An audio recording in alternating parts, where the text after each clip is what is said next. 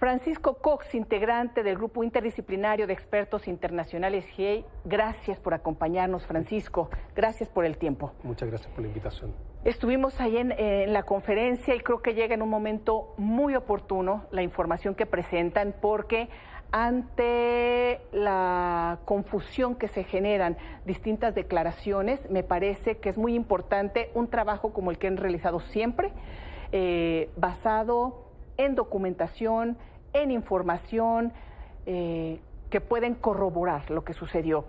Gracias nuevamente. Muchas gracias por la invitación. Antes que nada, Francisco, han informado que el día de mañana termina el plazo, ¿verdad?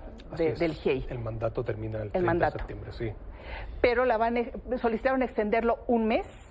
Nosotros, claro, solicitamos extenderla un mes porque, a ver, tenemos que recordar, y como tú muy bien dices, hay mucha información en el ambiente. Sí. Hubo un informe de la COBAG en el cual hay información que fue efectivamente elaborada o más bien entregada en conjunto o obtenida en conjunto la COBAG y el GIEI, que es toda la documentación referida a Sedena, que gracias a la participación y a la insistencia, bueno, del presidente de la República, pero yo diría que también con mucha insistencia y con mucha capacidad del subsecretario Encina, que permite esta apertura y esta obtención de información. Esa es una parte de la información. Luego hay una parte de información que son los famosos chats o captura de pantallas, que nosotros no tuvimos acceso. No obstante que se recibe por parte de la COBAG en abril de este año la información, nosotros no tuvimos acceso a la fuente directa de esa información, sino hasta el 23 de septiembre, es decir, el viernes pasado. Entonces, no dio el tiempo para hacer ese análisis de esa información. Desde ese punto de vista, nosotros lo que nos comprometimos con los padres es a obtener una pericia técnica sobre dicha información, sobre la fiabilidad o no de esas capturas de pantalla, sobre los metadatos y todo lo que dice relación con la información técnica. Esto es muy importante, y nada más para ir desmenuzando la información de aquellos que no han seguido todo el proceso y que entendiblemente, pues bueno, de pronto uno dice, COBAG, ¿a qué se refieren? Capturas de pantalla, ¿de quién habla? Porque he estado escuchando que hay mucha confusión. Incluso estaba oyendo yo hace unos momentos que alguien decía, es que las capturas de pantalla que presenta la información del fiscal Omar Gómez Trejo son falsas. Dije, no, falsísimo. O sea, eso no es. Entonces, lo que estamos hablando es, COBAG, como les comentaba, es la comisión que preside Alejandro Encinas, y el informe que están revisando en estos momentos contienen estas capturas de pantalla, que es lo que está analizando ahorita un experto, un perito experto, para que ustedes, como GIEI, puedan dar su opinión. Así es. ¿Es así? Y la Fiscalía Especial del caso, que estaba presidida por Omar Gómez Trejo, no sé si hasta el día de mañana y luego viene su renuncia, presenta una información que también reconoce y valida el GIEI. A ver, hay efectivamente, nosotros, por eso son dos caminos, por decirlo. Sí. Lo de la Comisión de la Verdad, la COBAG, que presenta su informe el 18 de agosto, el presidente, donde están estas capturas de pantalla que nosotros no conocíamos. Exacto.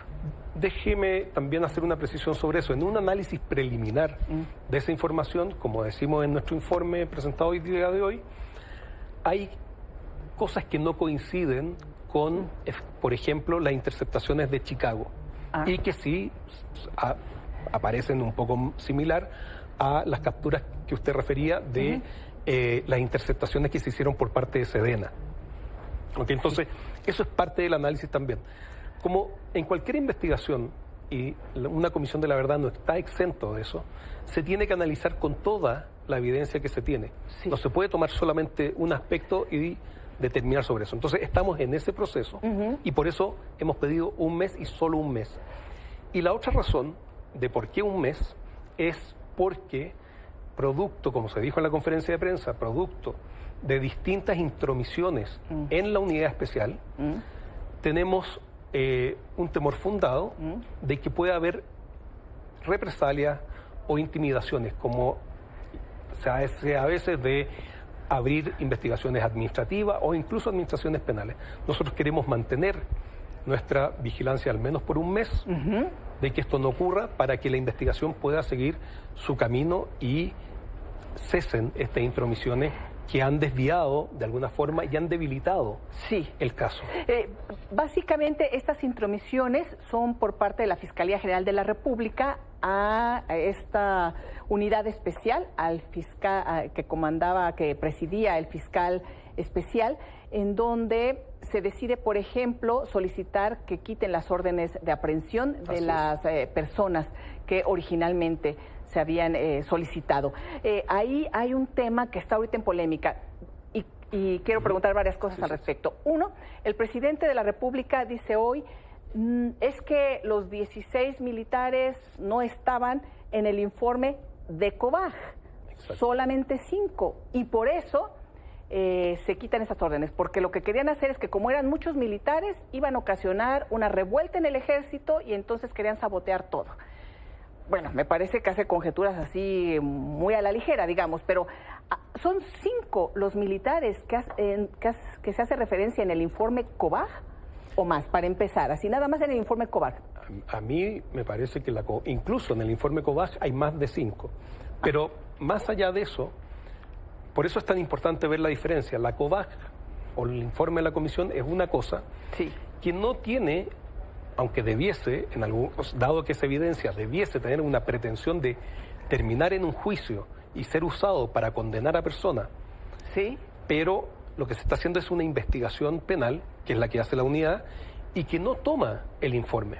Por lo tanto, esas 83 en realidad órdenes de aprehensión, de las cuales se retiran 21, esas 83 órdenes se hicieron con sustento en declaración de testigos protegidos, interceptaciones de Chicago y también documentación obtenida en este contexto de la colaboración del GIEI con la COBAG, que después se entrega a la Fiscalía, para que sirvan de evidencia.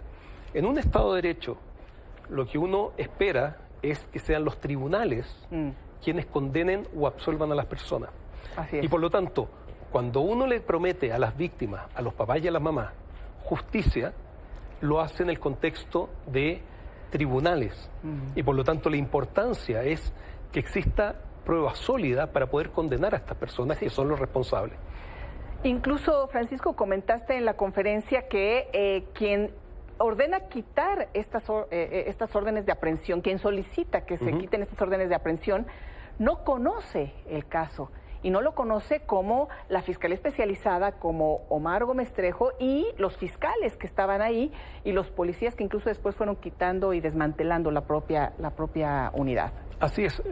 Lo que es muy grave es que se crea, con un acuerdo el 26 de junio del año 2019, se crea esta unidad especializada y en las propias palabras del fiscal general de la República, es necesario que quien lleve adelante esta investigación y esté a cargo de las judicializaciones, de los distintos aspectos de la investigación, sea gente que conoce la complejidad del caso. Así es. Cuando esta gente que conoce la complejidad del caso decide, con base a la evidencia de que se tienen que presentar 83 órdenes de aprehensión, es lo que se debe respetar.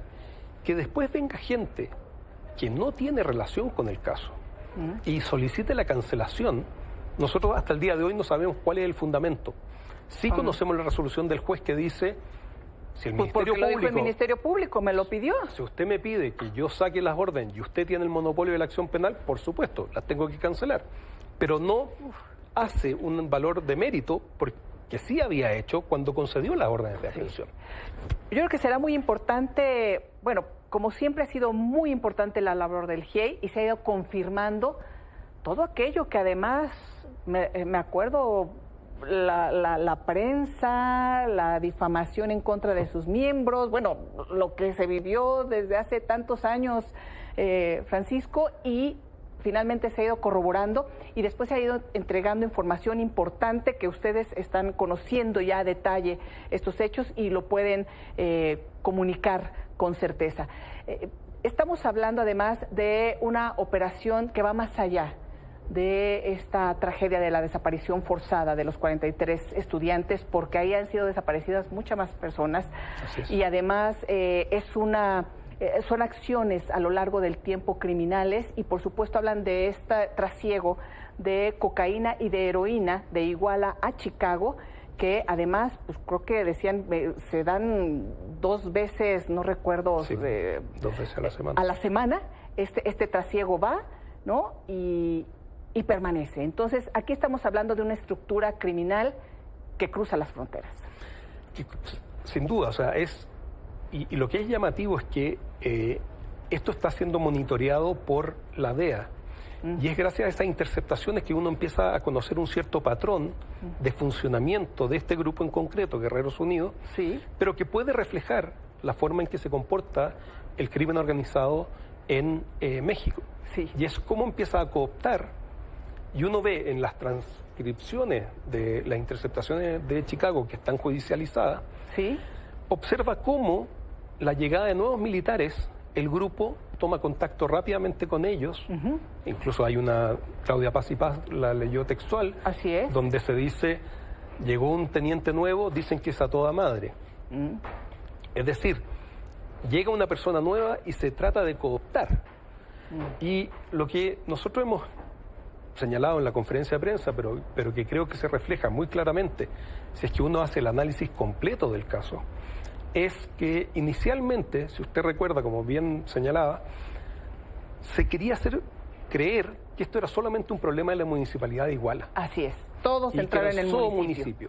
Y que habían quedado en el basurero de Cocula, y que se habían incinerado los cuerpos y arrojados al río. Exacto. Toda esa historia. Así es.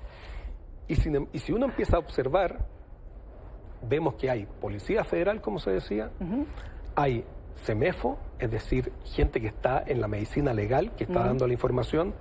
Incluso se habla de contactos con, ¿no es cierto?, con militares, con Marina. Es decir, traspasa muchos niveles de autoridades en la zona. Sí. Y creo que eso es un reflejo, y es importante que el caso Ayotzinapa también sirva para observar esa situación, sí, y ver cómo se hace cargo de esa particular situación. Francisco, muchas gracias. Hay tantas cosas que informar. Ojalá lo podamos ir haciendo a lo largo de estos días, de este mes. Vamos a estar atentos al informe y a las observaciones que hagan a este trabajo de la COBAG. Qué bueno que permanezcan, porque hoy le dio el respaldo el presidente a Alejandro Encinas. Qué bueno que lo hizo, porque está sufriendo presiones. Incluso los abogados de militares dijeron que lo iban a denunciar penalmente, pero pues pocos están apoyando a Omar Gómez Trejo. Digo, pocos, Alejandro Encinas lo ha hecho, pero no escuchamos al presidente hacerlo públicamente. Ojalá así sea. Entonces, pues qué bueno que permanezcan, porque sí ha habido estas presiones y existen además estas auditorías sobre la propia unidad especializada que presidía Omar Trejo y por parte del fiscal Gersmanero. Entonces, pues bueno, muchas gracias.